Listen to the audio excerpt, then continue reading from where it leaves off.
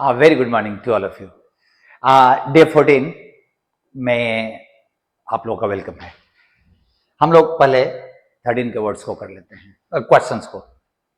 अनस्पेरिंग, जो कभी धीमा ना पड़े, एकदम लगातार एकदम कंटिन्यूअस रहे, तो उसका अगर ऑपोजिट देखा जाए तो इरेटिक, जो रेगुलर हो नहीं हो। इन्फ्लेटेड, किसी चीज को बढ़ा चढ़ा के बताया हुआ है। हाइपरबोलिक उसका सिनोनिम हो जाएगा।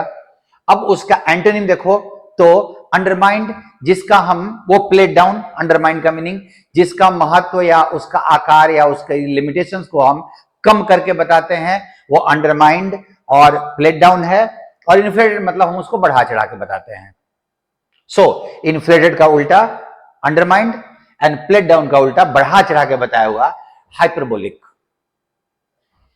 येल्डिंग, जो कमजोर पड़ जाए, झुक जाए, समाप्त हो जाए और जो न रुके, दैट इज अनस्पेरिंग। उसी का सिनोनिम अनस्पेरिंग का आप जरा देख लीजिए, इंसेसेंट, लगातार, विदाउट ब्रेक।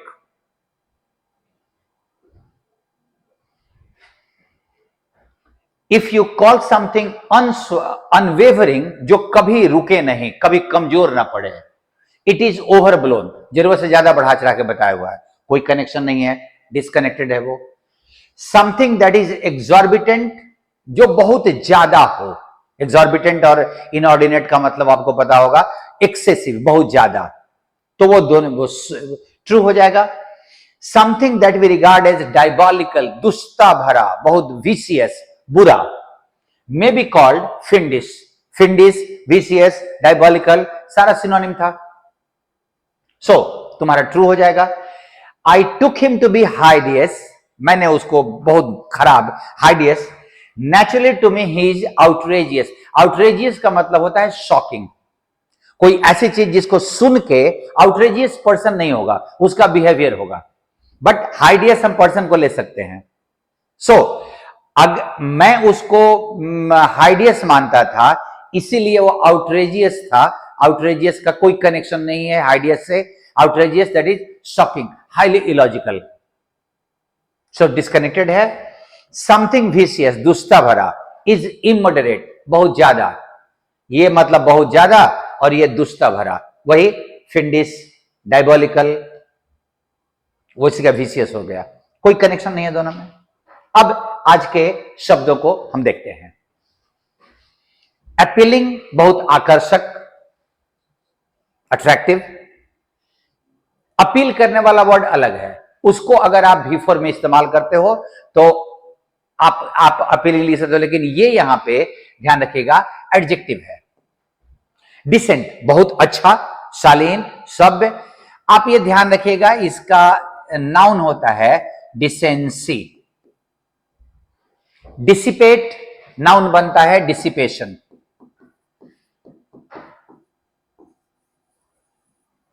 और डिसिपेट का मतलब होता है कि इस चीज को अनावश्यक रूप से खर्च कर देना, बर्बाद कर देना। फाउल, बहुत बुरा। इंक्रीज, नाइस, रेज, ऊपर बढ़ाना। स्क्वांडर का वही मीनिंग डिसिपेट वाला मीनिंग हो जाएगा, बर्बाद कर देना। ऑगमेंट, बढ़ाना। डिलाइटफुल, खुशनुमा। इकोनोमाइज, देखिए एक वर्ड को मैं अभी थोड़ा डील करता हूं। अब इकोनोमाइज को मैं थोड़ा सा इसको रोकता हूं, अभी आप सीखिएगा इस वर्ड को। फ्रिटर अवे, वही स्क्वांडर का सिनोनिम है, बर्बाद कर देना। लेविश, प्रचुर, बहुत ज्यादा, वो खर्चीला के सेंस में भी हम लेविश का इस्तेमाल करते हैं। सो अभी वो हो सकता है कि आए आगे में। लेविश का मतलब खर्च, बहुत ज्यादा खर्च करना भी हो सकता है। पेयर, कटौती करना। ध्यान रखिएगा, इस पेयर को PAIR से मत जोड़िएगा, ये पेयर वर्ब है और इसका मतलब होता है कटौती करना, जिसको ट्रिम भी बोलते हैं। ट्रिम आप लोगों ने इस वीक के एक वर्ड में पढ़ा था, आकर्षक दिखने में। और ट्रिम का दूसरा मीनिंग, वो ट्रिम एज एन एडजेक्टिव था आकर्षक, ये ट्रिम एज ए वर्ब है काटना, ट्रिम करना। तो हम लोग बोले ना, बाल को ट्रिम करवाना है मेरे को। रिवोल्टिंग, बहुत बुरा, आकर्षक का ठीक उल्टा। ध्यान रखिएगा, ये एक SSC के क्वेश्चन में पूछा था रिवोल्टिंग का मीनिंग, और उसमें विद्रोह करने वाला मीनिंग भी था। ध्यान रखिए, रिवोल्टिंग का एज एन एडजेक्टिव अपीलिंग जिसका मतलब आकर्षक होता है, उसका ठीक अपोजिट होता है बहुत बुरा। कर्टेल कटौती करने के सेंस में, डिमिनिश कम करना, इनहांस बढ़ाना। अब ग्रॉटी बहुत गंदा, खराब, मेसी के सेंस में। लेसन कम करना, प्लीजेंट बहुत अच्छा। स्क्रिम्प, स्क्रिम्प का मतलब कटौती करना, खर्चे आदि में कटौती करने के लिए स्क्रिम्प करते हैं। और उसी का एक फ्रेज है कट कॉर्नर्स। जब हम इवन आवश्यक खर्चे में भी हम कटौती करते हैं ना बचाने के लिए, तो वी कट कॉर्नर्स, स्क्रिम्प वाला मीनिंग में। डिस्गस्टिंग वही रिवोल्टिंग का सिनोनिम, बहुत बुरा। फिल्दी गंदा, ग्रॉटी का सिनोनिम डर्टी। ग्रंगी भी, ग्रंगी, फिल्दी, ग्रॉटी, मक्की, ये सब का मतलब गंदा बहुत ज्यादा। प्रून कटौती करना, ट्रिम के मीनिंग में। एंड स्प्लर्ज लेविश के मीनिंग में बहुत ज्यादा खर्चा करना, तो कटौती करने का उल्टा खर्चा करना हो जाएगा। अब उन शब्दों को जरा आप देखिए। रिट्रेंच, रिट्रेंच का जो नाउन बनता है रिट्रेंचमेंट होता है, और इसके मीनिंग 3 होते हैं। पहला मीनिंग है टू रिड्यूस कॉस्ट और spending in response to economic difficulty. आर्थिक रूप से डिफिकल्टी है, इसलिए हम अपने खर्चे आदि में कटौती कर रहे हैं। अब वो हो गया इकोनोमाइज, कटौती करना। मैंने अभी कहा, बता रहा हूं मैं आप लोगों को। कर्टेल कटौती करना, स्क्रिम्प कट कॉर्नर्स, ये हो गया अब खर्चे में कटौती करना। Squander, lavish, fritter away, dissipate, splurge, बहुत ज्यादा प्रचुर रूप से खर्चा कर देना।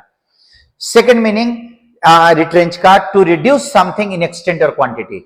किस चीज की जिस सीमा, एक्सटेंट, मात्रा, उसको उसमें कमी लाना। Trim, pare, prune, diminish, lessen, कमी लाना, कमी करना। और इंक्रीज, इनहांस, ऑगमेंट और रेज, बढ़ाना के सेंस में।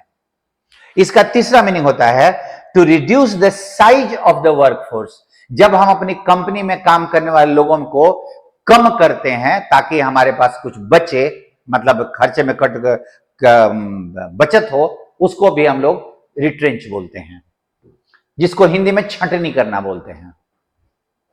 यकी, यक, हम लोग बोलचाल की भाषा में यक बहुत इस्तेमाल करते हैं, गंदा के सेंस में। Messy, dirty. अब mucky, disgusting, revolting, filthy, foul, grotty, grungy, ये सब का मतलब गंदे के सेंस में। और उल्टा nice, pleasant, delightful, appealing and decent. एक मैंने अभी आपको शब्द कहा, आप जरा ध्यान से देखिएगा। देखो, इकोनॉमी एक वर्ड है, आपको जानने की जरूरत है इस वर्ड को ध्यान से। इसका 2 मीनिंग होता है।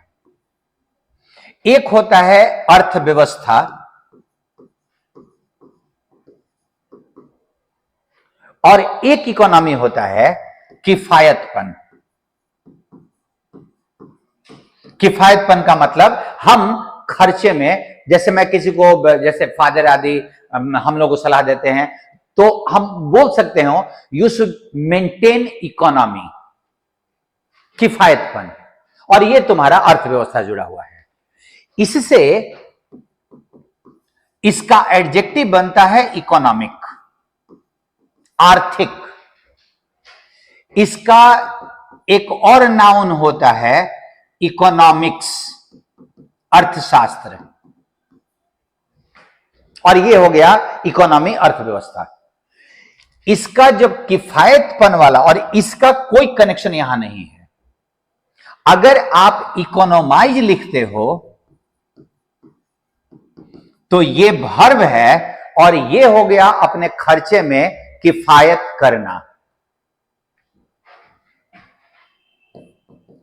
इकोनॉमिकल अगर हो गया जो एडजेक्टिव है, तो आप ध्यान दीजिएगा, ये इकोनॉमिक आर्थिक, और ये इकोनॉमिक किफायती या सस्ता। ये सस्ता वाला मीनिंग है, किफायती वाला मीनिंग है, और ये अर्थव्यवस्था वाला मीनिंग है। अब अगर बहुत सारे बच्चे कभी कभी बोलते हैं मेरे को कि मेरे को इकोनॉमिकल पैसेज में दिक्कत होती है, सही है क्या? बिल्कुल सही नहीं है। इकोनॉमिक पैसेज में अर्थव्यवस्था या अर्थशास्त्र से जुड़े हुए पैसेज में दिक्कत होती है। इकोनॉमिकल तो मतलब सस्ता हो जाता है, किफायती हो जाता है। आई होप कि ये इकोनॉमी वाला वर्ड पढ़ के आप लोगों को काफी अच्छा लगा होगा। मिलते हैं अगले क्लास में फिर अगले वर्ड्स के साथ। Bye, see you, take care.